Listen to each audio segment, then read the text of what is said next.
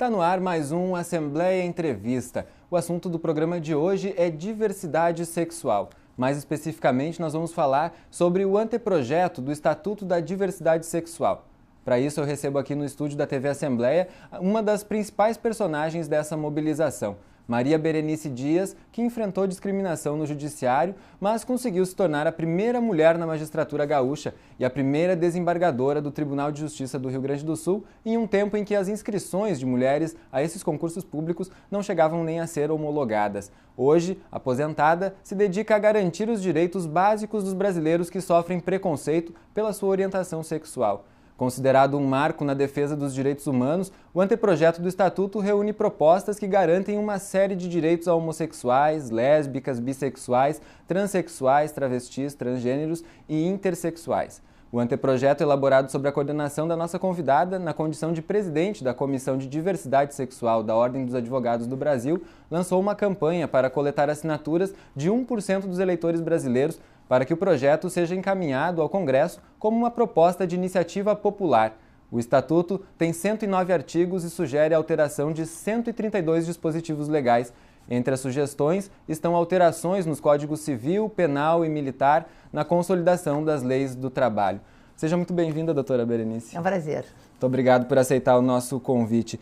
O Judiciário brasileiro já tem reconhecido alguns direitos que são considerados alguns avanços, mesmo que, como se diz na letra fria da lei, eles não são previstos. Como é que a senhora tem avaliado isso? O Judiciário não tem reconhecido alguns direitos, o Judiciário tem reconhecido todos os direitos. Acho que isso é muito significativo, que esta inserção de um segmento da população para a tutela do direito ocorra não através da lei, mas através do Poder Judiciário. Acho que o Poder Judiciário neste país está de vanguarda, porque essa última resolução do Conselho Nacional de Justiça proibindo que qualquer servidor público se negue a celebrar casamento homossexual ou homoafetivo, como eu prefiro, trouxe então a possibilidade de casamento. Em 14 países do mundo, essa garantia é dada através da lei.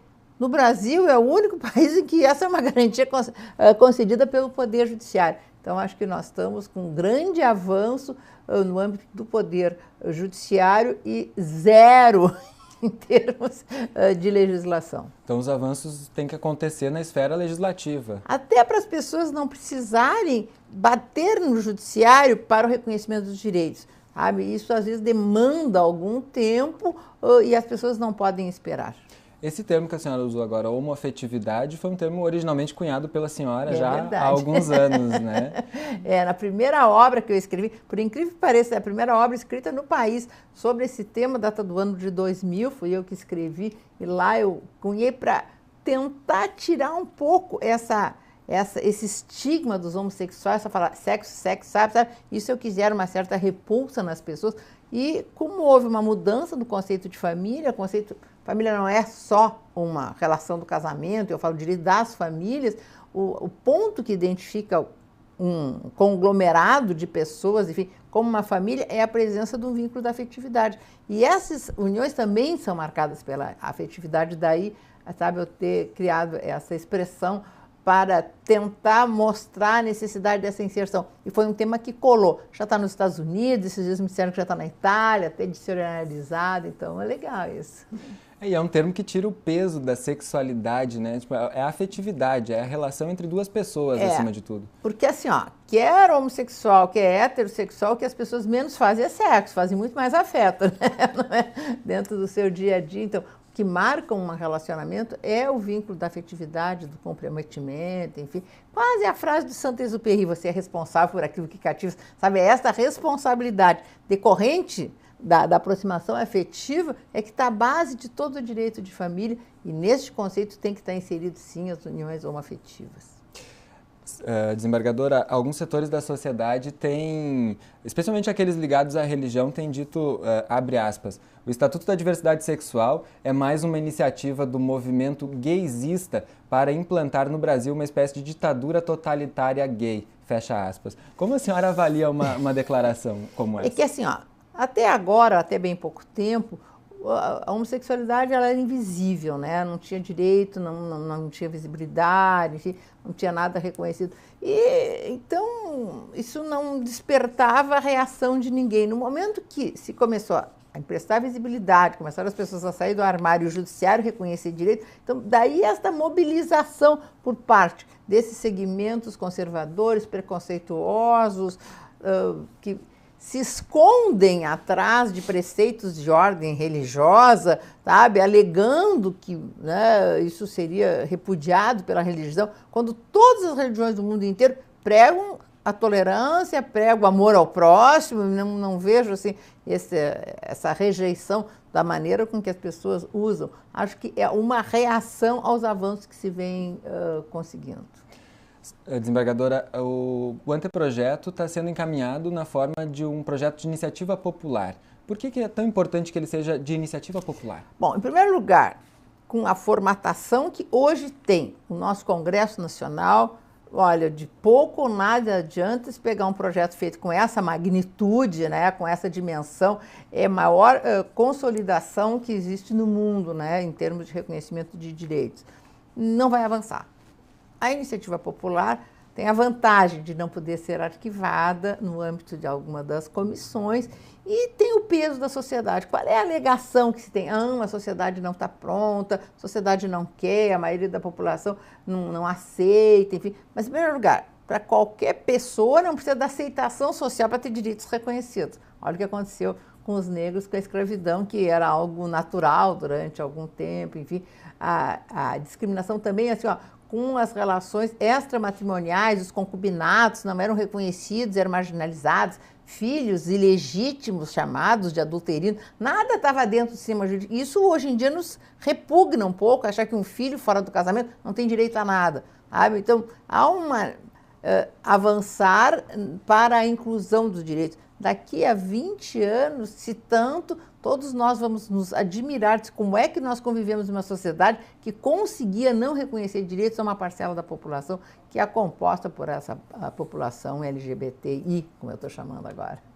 Como é impensável não se ter o acesso aos direitos das mulheres, né? A senhora passou por isso, né? Olha, mulher, ao casar virava idiota, teve uma época que não podia votar, sabe? Hoje em dia nós estamos avançando de tal forma que a perspectiva é de que com tudo que a mulher tem aumentado no mercado de trabalho, em termos também de frequência à escola, universidades, cursos, não tem palestra que a gente vai que não tem um número muito maior de mulheres do que de homens, de que isso vai haver uma inversão, né? Vai deixar de serem elas as principais provedoras, né, do mercado de trabalho mais forte é os homens. Isso vai provocar uma revolução, sabe, dessa ideia de submissão da mulher. Acho que nós estamos às vésperas de acabar, e acho que isso vai reverter também o quadro da violência doméstica, que é uma das coisas mais perversas que nós temos.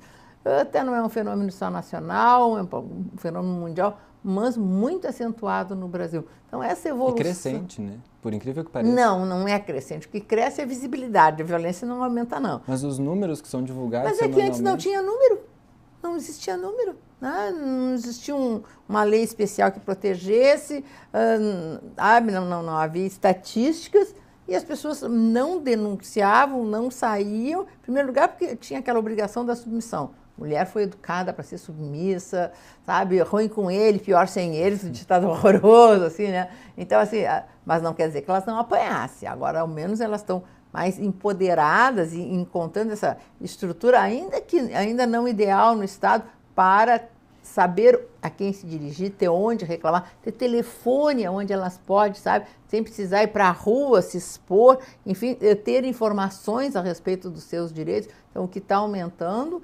é a visibilidade, a denúncia, mas não a violência. Acho que a violência, com certeza, está diminuindo.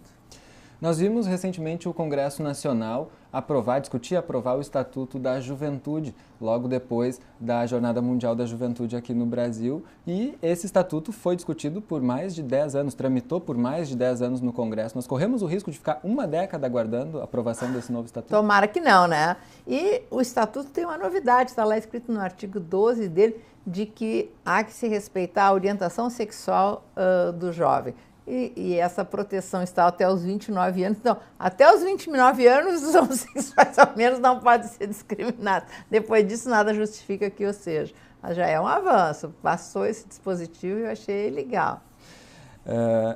Nesse momento que a sociedade brasileira tem ido às ruas pedir mais direitos, pedir mais respeito, né, pelas suas necessidades e pelas obrigações do Estado, a Comissão de Cidadania e Direitos das Minorias do Congresso tem aprovado algumas medidas controversas que, mesmo depois sendo retiradas, elas preocupam a sociedade de uma maneira geral. Como é que a senhora vê essa dissociação entre o desejo da população e as atitudes, muitas vezes, de alguns congressistas?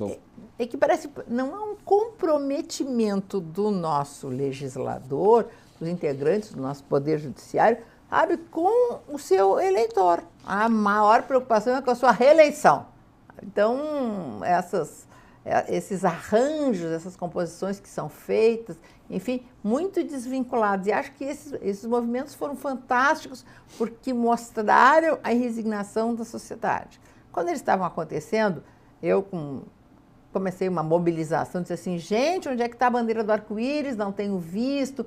E o que me disseram é que as bandeiras do arco-íris estavam nos movimentos. O que houve foi uma certa resistência, até um pouco injustificável, dos meios de comunicação, que muitos deles eram oficiais, de mostrarem que também o movimento estava...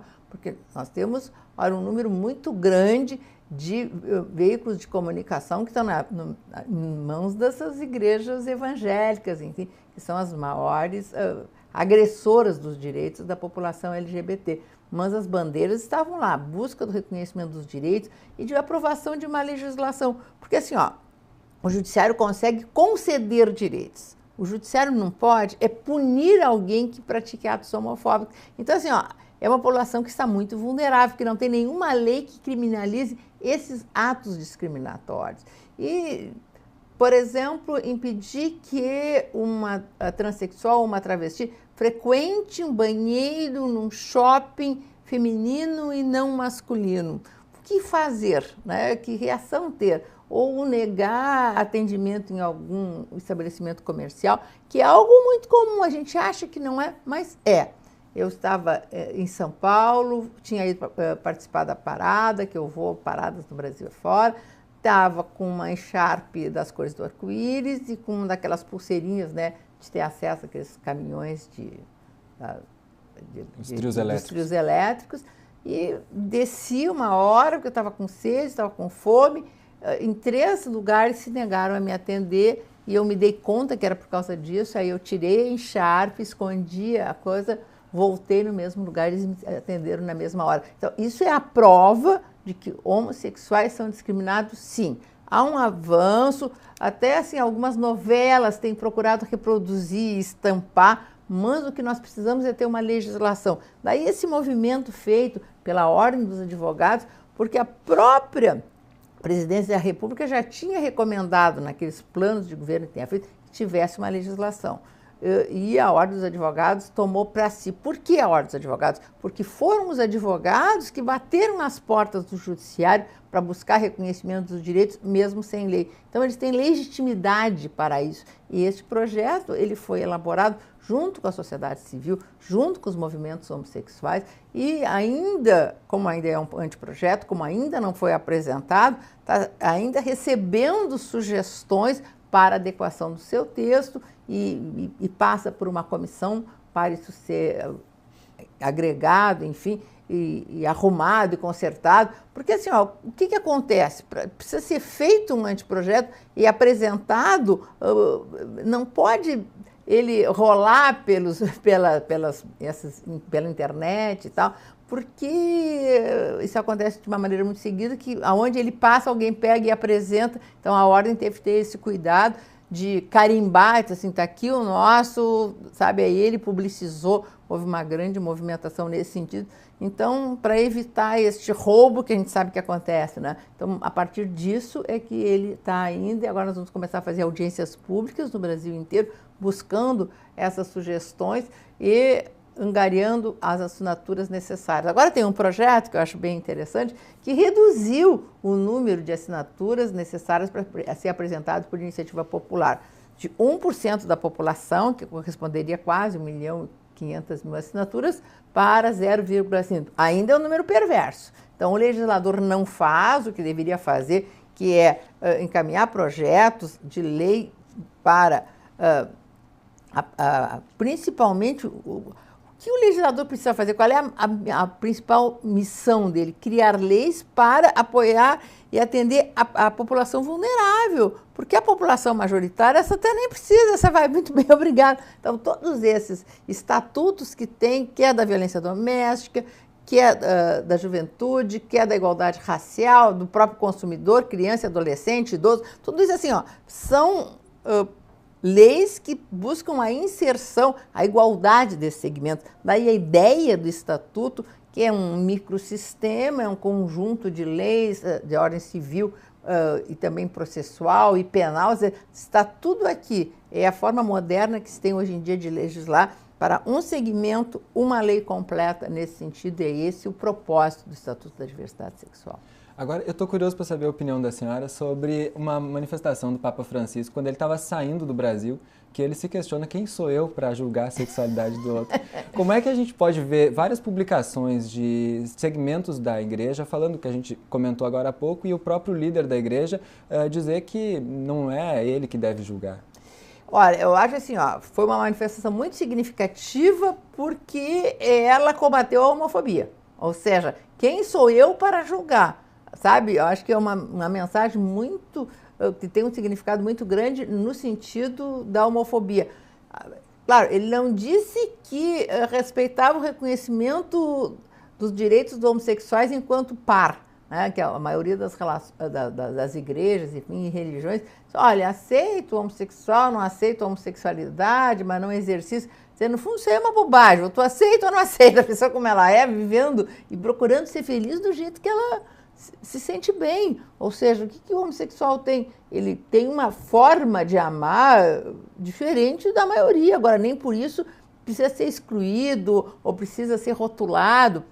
Isso virar ponto de referência. Ou seja, um gay é só um gay. Ele não é um professor, ele não é um bom profissional, ele não é filho de alguém. Não, ele é gay, sabe? Vira o marco da pessoa. E isso está errado, isso é discriminatório, isso é preconceituoso. Então, no momento que o Papa Francisco, que olha a popularidade dele, o carisma dele, mostrou nessa viagem que ele fez ao Brasil, ele disse assim, quem sou eu para julgar? Sabe, eu acho que precisava, esse é um marco para, quem sabe, começarmos a arrefecer essa postura de ódio, porque eu não sei por que as pessoas não se limitam a também precisa respeitar, não pode se mobilizar contra, precisa ser indiferente, precisa assim, ó, agir contrário à pessoa. Tem o porquê agredir alguém porque ele é diferente? Então, será que o loiro pode agredir o moreno? O preto pode agredir o branco, ou ao contrário? Então, por que este ódio que a identidade sexual de alguém, a tendência sexual de alguém provoca no outro? Isso é que eu não consigo entender o porquê esta rejeição que gera o índice de violência e o índice de omissão. O legislador é a prova disso, né? Doutora Berenice, quais são os principais tópicos que estão previstos no Estatuto? Olha, principais garantias, né, que estão previstas. O que eu acho assim, ele começa com princípios, como todo microsistema, e tem um princípio que eu acho mais importante: garante o direito fundamental à felicidade. Isso não está nem na nossa Constituição Federal ainda. Há um projeto nesse sentido e ele não está lá. Mas acho assim, importante, dentro do segmento homossexual, os mais discriminados são travestis e transexuais, tanto que eles não estão na nossa sociedade, nós não convivemos com eles. Nós até convivemos como sexuais, com lésbicas, mas travestis e transexuais não estão nas universidades, não estão nos bancos, não se convive com eles, são muito marginalizados, muito excluídos, porque tem essa orientação sexual muito aparente. Então, é um segmento que se tem um maior cuidado para garantir cotas para acesso no mercado de trabalho, também nas escolas, porque eles são alvo de um bullying homofóbico muito severo, né? Então, isso eu acho um dado importante, né, de se ter essa reserva só para travestis e transexuais. Também a responsabilização dos pais que, quando põem para a rua, né, os filhos enquanto menores, serem responsabilizados criminalmente por isso e também obrigados a pagar uma indenização ao filho quando o trata de uma maneira discriminada. Acho que isso também é um dado importante.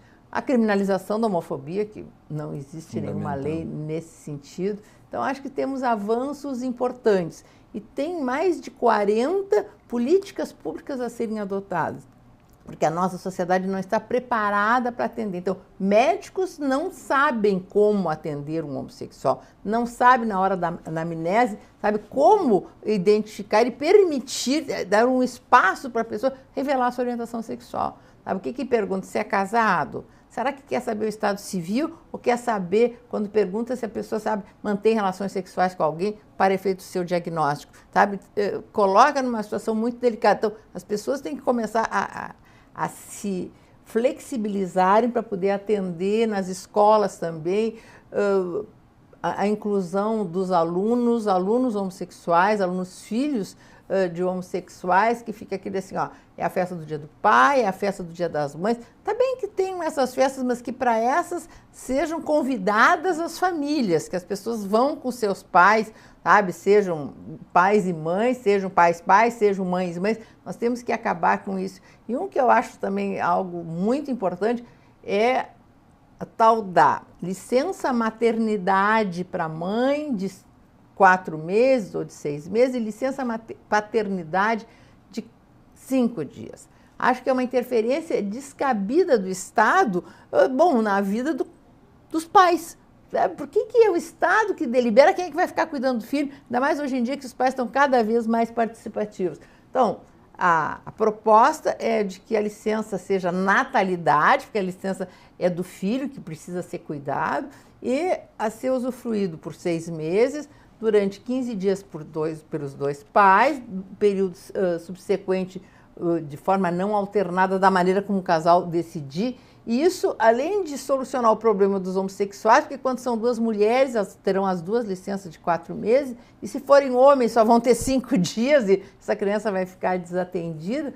E isso também vai vir muito aproveitar um pouco as mulheres que são muito discriminadas no mercado de trabalho, porque se elas estão num período reprodutivo, tem gente que não quer dar emprego, e agora então vai saber, só, tanto a mulher quanto o homem, se vai empregar alguém, porque sempre teve aquele conceito assim, ó, se um homem tem um filho, ele vai se dedicar mais ao trabalho, com mais afinco para sustentar. Agora, quando é a mulher, diz, não, ela vai parar de trabalhar durante muito tempo e vai se dedicar menos ao trabalho. Então, são coisas que mudam e acho que o Estatuto ajuda toda a sociedade nesse sentido.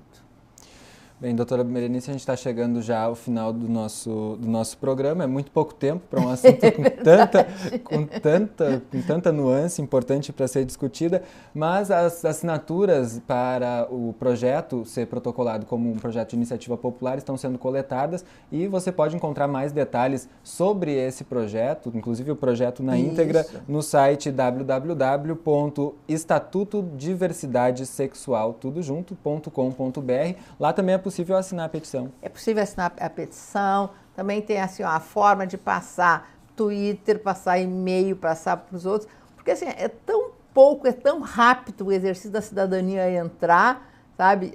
Leva 1 minuto aderir a esse que é um novo espaço. Eu gostaria de convocar a todas as pessoas, senão fica aquela coisa muito egoísta, assim, olha, se não é meu, é do outro, porque eu vou me dedicar a assinar, a divulgar esse. Acho que nós temos que aprender, às vezes, a sofrer a dor do outro, se colocar no lugar do outro. E se tem alguém na nossa sociedade que ainda é alvo de exclusão, está fora do sistema jurídico, toda a sociedade tem que se movimentar, porque senão nós não vivemos numa democracia. E esse projeto também garante outros direitos, não só dos homossexuais, das pessoas que têm essa sexualidade diversa, mas também direito das mulheres, direito dos trabalhadores, direito então de toda a população, né? E expressamente diz, né, que garante os direitos à livre orientação sexual dos heterossexuais e dos homossexuais, inclusive. Tá bom, muito obrigado, doutora Maria Berenice Dias, pela sua participação no nosso programa. E esse foi o Assembleia Entrevista de hoje. Nós ficamos por aqui. Até a próxima edição.